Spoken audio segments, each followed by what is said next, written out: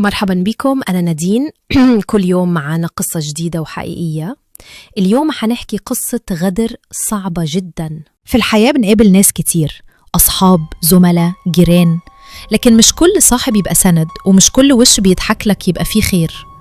القصة دي عن 2 أصحاب كانوا أكتر من إخوات، لكن الطمع بيغير النفوس. القصة دي عن هيثم وعلاء، ودي مش مجرد حكاية، دي جريمة كاملة حصلت في بلد من بلادنا. هيثم وعلاء أصحاب من سنين، اتربوا مع بعض، لعبوا في نفس الشارع، دخلوا نفس المدارس، وكانوا دايما جنب بعض. هيثم كان شاب مجتهد ومعاه مبلغ حلو من الفلوس، وعلاء كان شاطر في التجارة وبيحب الشغل.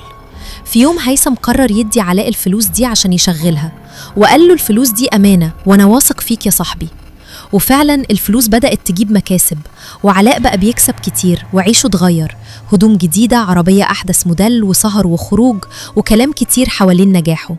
لكن مع الوقت هيثم بدأ يلاحظ حاجة غريبة، علاء ما بقاش زي زمان، الكبرياء بدأ يبان عليه، نبرة صوته اتغيرت، بقى بيتأخر في الرد ومش بيتكلم عن المكاسب زي الأول. هيثم حس بقلق وبدأ يطلب فلوسه من علاء، قال له رجعلي فلوسي علاء، أنا محتاجهم. لكن علاء كان دايما بيأجل ويديه مبررات. هيثم كان واخد عليه شيكات وقرر يهدده بيها، قال له يا علاء لو ما رجعتش حقي هقدم الشيكات للنيابة.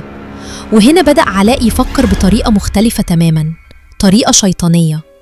في يوم علاء اتصل بهيثم وقال له في ناس في منطقة بعيدة عن البلد لينا عندهم فلوس، تعال معايا نروح نجيبهم وهات الشيكات معاك عشان اديك حقك. هيثم ما كانش شاكك في صاحبه وفعلا راح معاه. كانت الساعة قرابة نص الليل، الطريق كان هادي والجو بارد، وصلوا لكوبري كبير في منطقة معزولة. فجأة علاء وقف العربية وقال العربية عطلت، انزل معايا نشوف في ايه. هيثم نزل ووقف جنب صاحبه. فجأة علاء قال له كل ده عشان شوية شيكات؟ وقبل ما هيثم يفهم اللي بيحصل لقى نفسه بيتحدف من على الكوبري في قلب النيل. رجع علاء بيته كأن حاجة ما حصلتش. في نفس الليلة والد هيثم حاول يتصل بابنه، الموبايل مغلق. قلق زاد، اتصل بعلاء. علاء قال له بكل برود أيوة كنا سوا، بس هيثم أخد مني فلوس وركب تاكسي وقال له رايح مشوار، معرفش راح فين. الوالد مقتنعش وبلغ النيابة.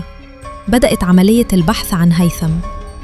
النيابة استجوبت علاء لكنه أصر على روايته، كان معايا، أخد فلوس ومشي وأنا رجعت بيتي. التحقيقات استمرت والبحث طول، وبعد 12 يوم من الغياب الجثة ظهرت على ضفاف النيل، وكانت الصدمة.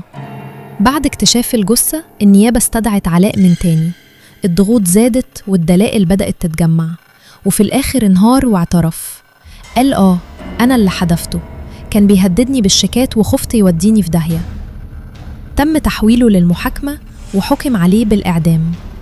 هيثم مات وساب وراه طفل عمره 6 شهور، طفل هيعيش طول عمره من غير أب. والغريب إن علاء في الأيام اللي اختفى فيها هيثم كان واقف جنب أهله بيواسيهم وبيبحث معاهم وكأن ما حصلش حاجة. دي كانت قصة هيثم وعلاء. اللي يخون صاحب عمره ممكن يعمل إيه في الناس التانية؟